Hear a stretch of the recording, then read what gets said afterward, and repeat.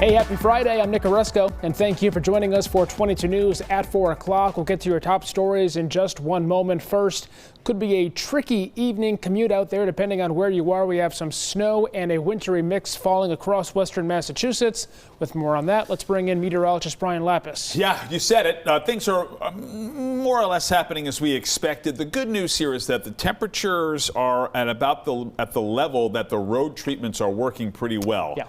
So if you have places you got to go to this afternoon, this evening, you should be able to get there. Just give yourself a few extra minutes. Let's take a look at traffic. In fact, we can talk about it right now. And actually, 91 southbound is running slower than usual in this Mount Tom area. And this is often a spot where the snow accumulates a little bit more than other spots, and it can be a little slippery here. So keep that in mind, that I-91 through Holyoke is a little slippery, or at least a little slow, and we've also got slow going here on the Mass Pike.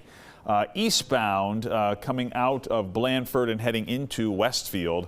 Other than that, no major problems, but obviously the weather is going to slow you down a little bit. As I mentioned, we're close to freezing. This is good news for road treatment. 33 Greenfield, 32 Northampton and Westfield, 34 in Springfield.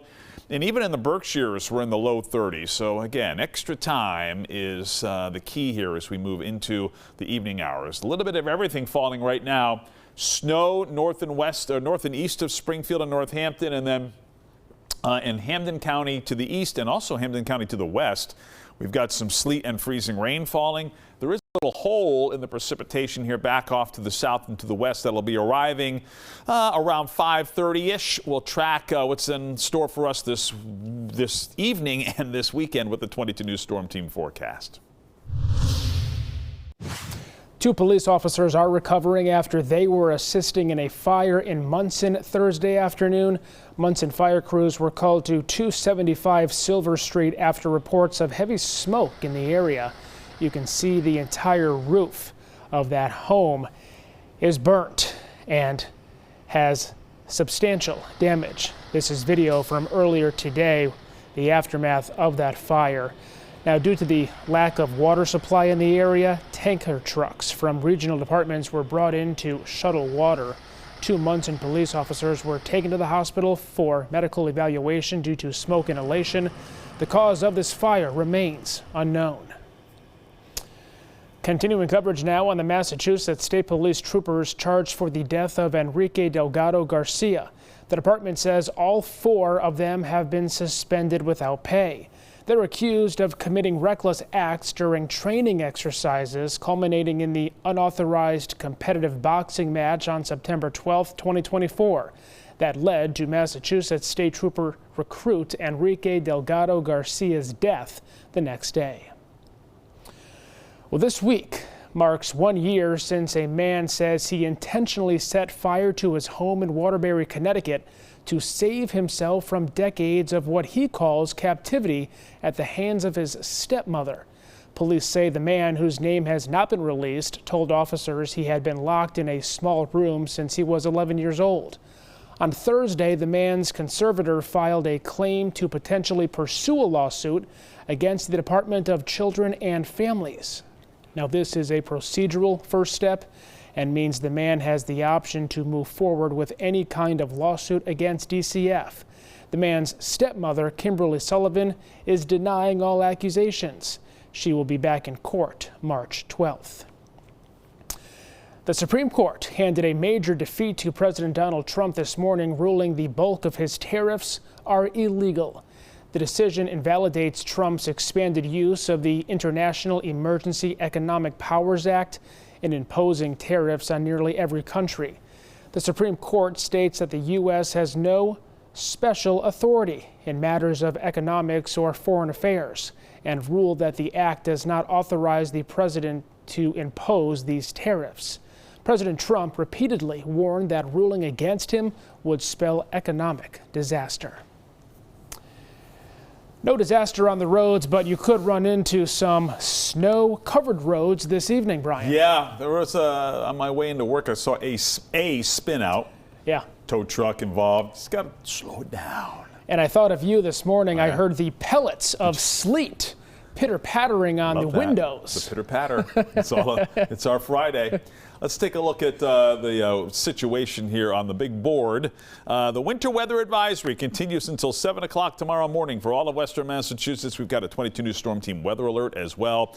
So again, our clouds and radar showing a mix here. Some snow over Hampshire and Franklin County, snow, sleet, and even some freezing rain and rain in Hampden County. So it's a mix. It's a potpourri, as it were. There's a little hole in the precipitation back here off to the north and to the west.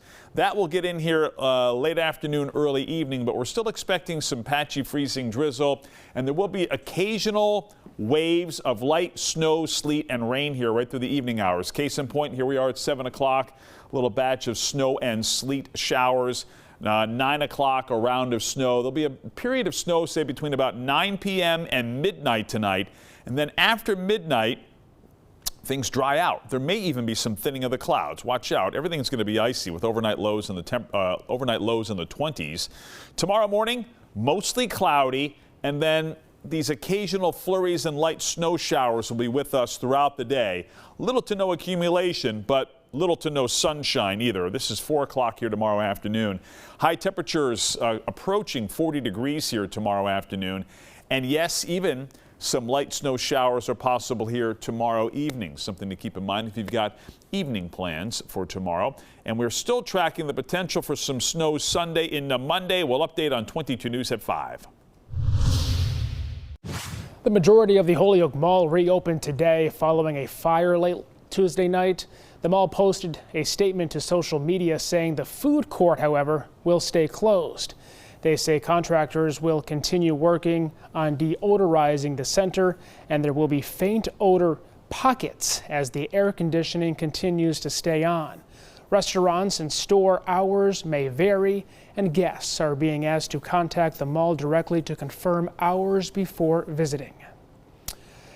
A popular coffee and donut chain is making sure customers' hands stay warm while sipping on ice beverages. Starting today, Dunkin will give customers who purchase any iced drink an iced coffee glove for free.